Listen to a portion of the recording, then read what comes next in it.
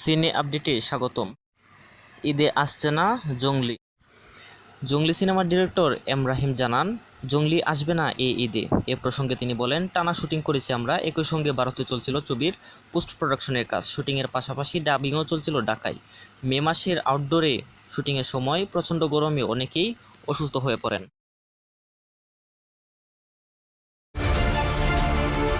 ঈদে আসছেন জংলি সিয়াম, সঙ্গে থাকছেন বুবলি, এমন খবর শোনা যাচ্ছিল কিছুদিন আগ থেকেই। সিনেমায় থাকছে প্রিন্স মাহমুদের 4টি গান, শোনা গেছে এমনটাও। তবে শেষ মুহূর্তে এসে জানা গেল, কাঙ্ক্ষিত সিনেমা ঈদে আসছে না। আমরা কঠোর পরিশ্রম করেছি, সব শেষ। ঘূর্ণিঝড় রিমালের তাণ্ডবে শুটিং বন্ধ রাখতে হয় আমাদের। পুরো একটি সেট জ্বরে ভেঙে যায়।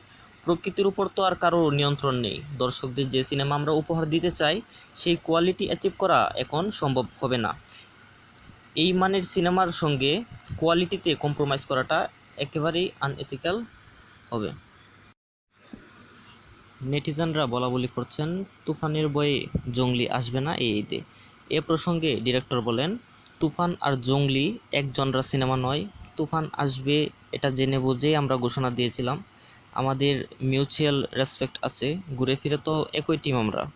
তুফান বনাম জংলি আমরা কখনোই সমর্থন করি না, বরং আমরা বিশ্বাস রাখি তুফান ও জংলিতে।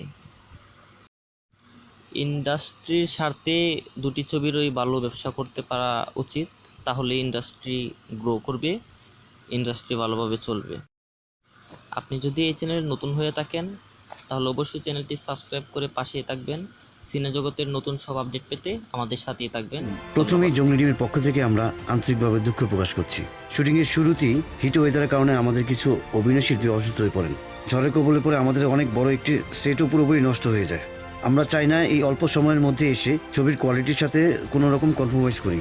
ইনশাল্লাহ আমরা খুব শীঘ্রই জংলির টিজার দিয়ে পরবর্তী রিলিজ ডেট ঘোষণা করব। তুফান